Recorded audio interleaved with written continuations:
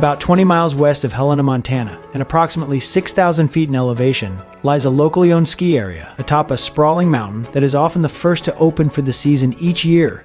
Originally built to accommodate the 1942 Northern Rocky Mountain ski races and located near the Continental Divide, it is appropriately named the Great Divide Ski Area. Today, it would be my location for the popular outdoor adventure of hitting the slopes. I had a full day ahead of me that would begin as a chat with Great Divide co-owner and general manager Travis Crawford, who would fill me in on some tidbits of the area and history. My name is Sterling, and I am on location.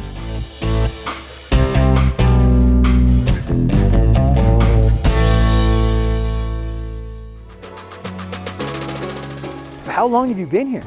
I have been here off and on for over 20 years now. We took over ownership in January of last year from Kevin and Nyla Taylor, who had owned it since 1985. And we've been here, taken over ever since.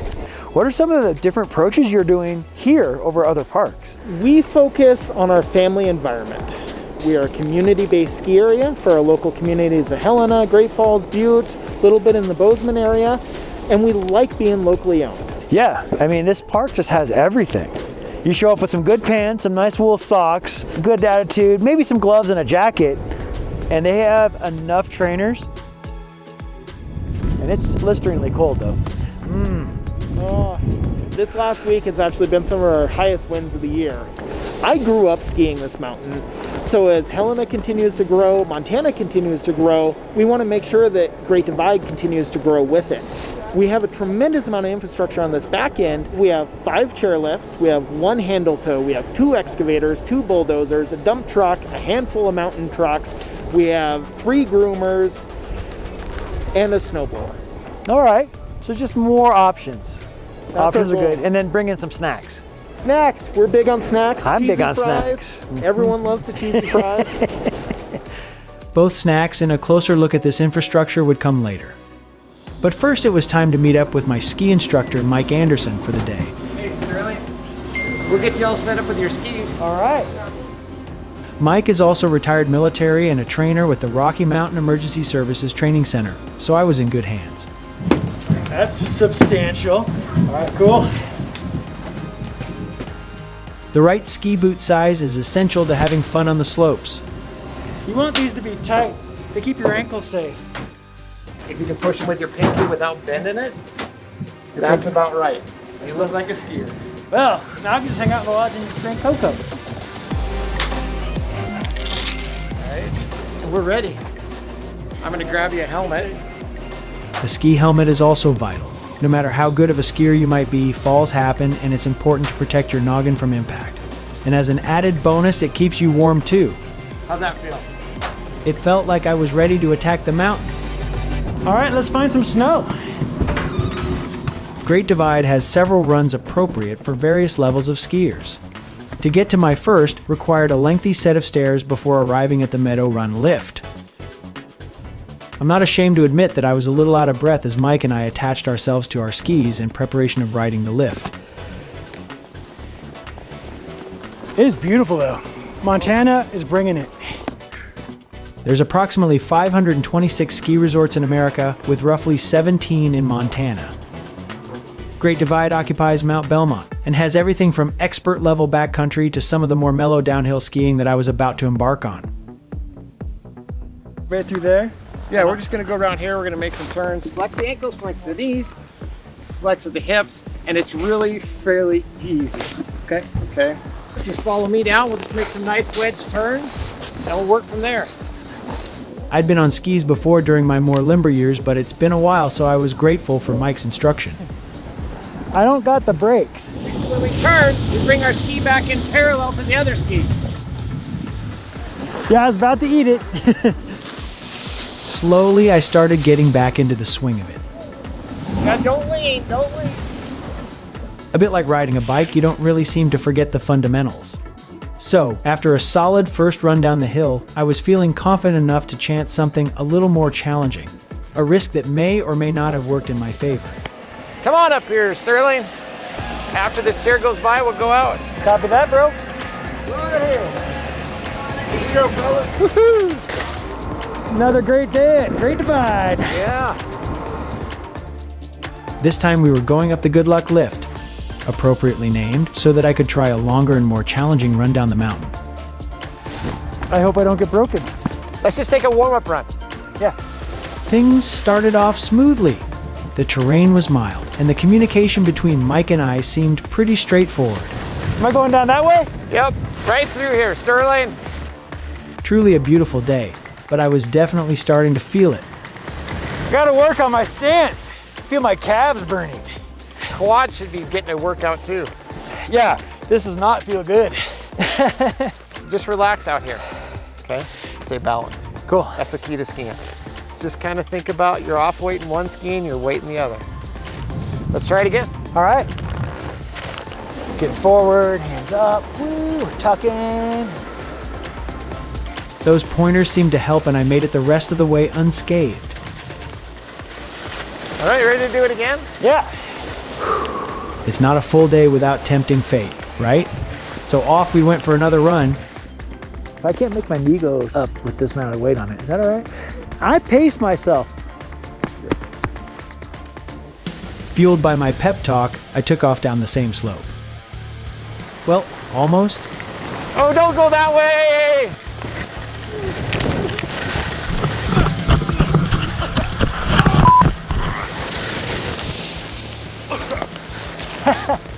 Saw that coming. All right, were you trying to do that? No. Oh! Not one of my more graceful moments, but fortunately there didn't seem to be any permanent damage to either myself or the camera gear. Still, I took it slow while getting back upright. Hey, how's that for speed though? Was it looking okay? Yeah, that was a lot of speed. Okay. Kind of cleared the jump a little too. I can jump, I just can't land. That wrapped my lesson, though Mike offered some encouraging words. Jumping's usually a different lesson. Yeah. It was time for a well-deserved hot chocolate, Here, I gotcha.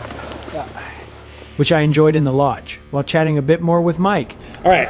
30 years military, retired, search and rescue, traveled the planet, worked with SEAL Team 4. Great Divide. Great Divide. Why? Because it's a great place. People come here to ski. The people that come here love to ski. It's a family up here. It really is family owned. We all like each other. Still like each other. Right? Still like each other. The people that work here, we work as a team.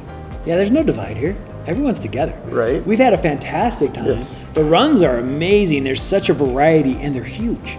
You do a 3 to 5 minute chairlift for a 15-minute run. I like that. But the park's a lot bigger than I thought would be right outside of Helena. We like to say when you look out of this lodge out the window there that you're seeing 5% of our mountain. There's a whole nother mountain over here. What's the bare minimum I need to bring? You need to bring some snow pants. You need to have a good jacket, keeps you warm. But imperative is having a good pair of ski socks. Wool socks, long, so that's the only thing in your boot. Because if your boot hurts, your day's done before it even starts. Yeah, you don't want to hit that Coco too soon. Yeah, so if you come up with good socks, pants, gloves, coat, we'll give you the helmet, skis, boots. Goggles aren't necessary, but they sure are a nice thing to have. The sun gets bright. All right, let's go get some of this Coco. Let's do it. All right, let's go, bud. Curious to know more about the day-to-day operations and infrastructure? I sought out the terrain park manager, Chris, for a little outdoor chat. I know nothing about a terrain park. What is it? A terrain park is an area with jumps and rails. So instead of just skiing down the snow, you can actually cleanly slide across that smooth steel edge. Like we see skateboarders do when they grind an edge? Correct. Okay.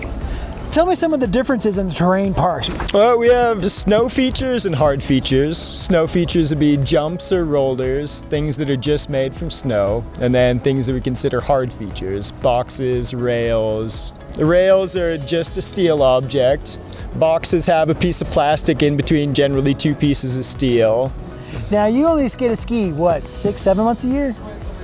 Yeah, this year we started in October. We have the potential to go all the way into June. Oh, wow.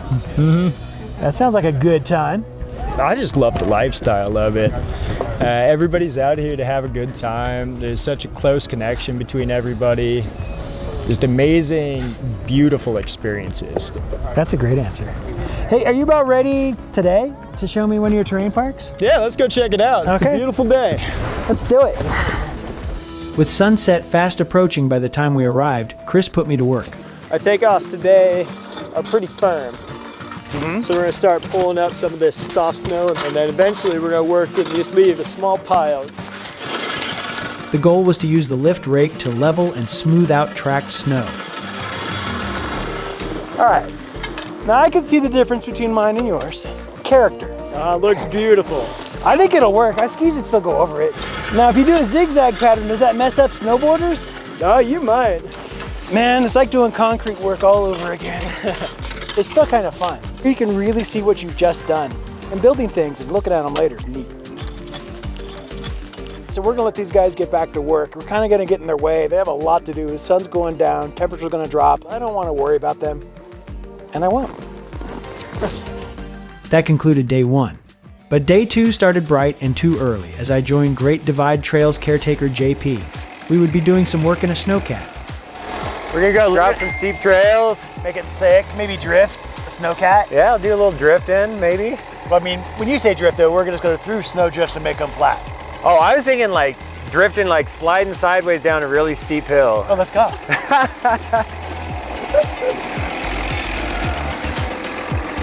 Strap yourself into the steering wheel. Yeah. Yeah, keep your hands inside the vehicle at all times. That seems like it makes sense. The goal was to groom the trails. The snowcat is designed for this task with large tracks to provide maximum surface area and grip for snow traction. By the time the sun had risen, we were well on our way, but this rig isn't meant for transport. It takes about 3 hours to get the tracks off to get it loaded on a semi. This thing doesn't fit through a cattle guard. Can't drive it down the road. We get so much wind up here that every day just, whittling away at those drifts and pushing a little bit of snow, trying to cover everything up. You're just totally cutting in the drift on the left, pushing it over to flatten it out on the right. Yeah, it's about 2 feet wider right now than the first time. And you kind of keep working it out wider, and you got to make sure you stay within that established zone, because 3 feet off to the side of where we're driving right now is basically unconsolidated snow. Yeah, don't stop. Don't stop, Go go. all in. Go, go, go. It may have seemed tight, but we were pretty safe inside the cab. These machines are built for use in extreme cold and winds. As we crested the hill and continued downward to blaze a fresh trail, JP agreed to let me take over the wheel for the next pass. No, you're gonna be fine. You're gonna kill it. Cool. You hop in, I'll give you a little tutorial from this side.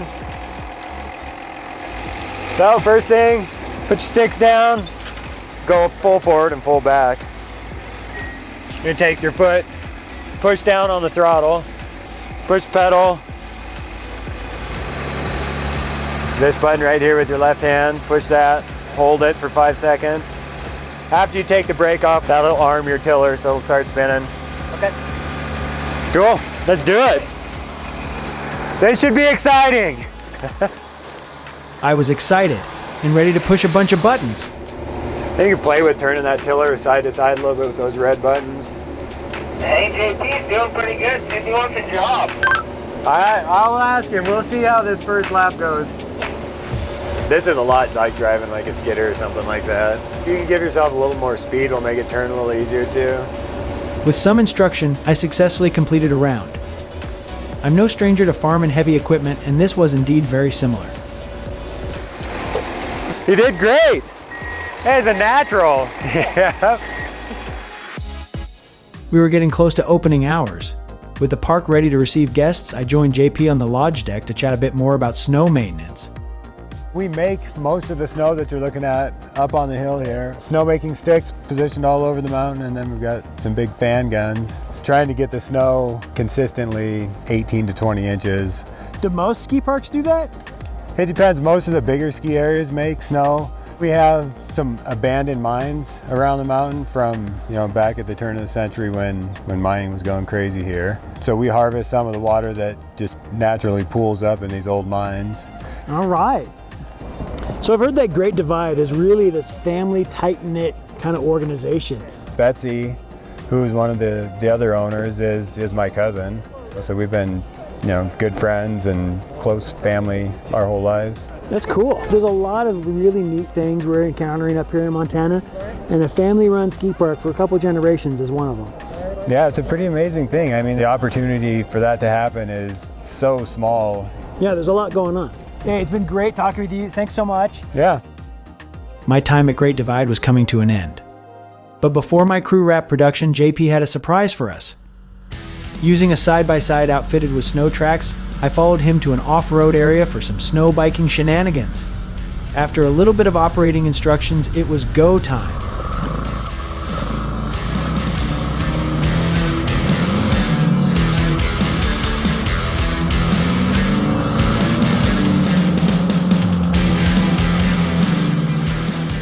It was like riding a bull that doesn't want you on it, but I loved it. If you're ever near Helena, Montana, be sure to check out the Great Divide Ski Park. It's a fantastic time. I know, because I've been on location.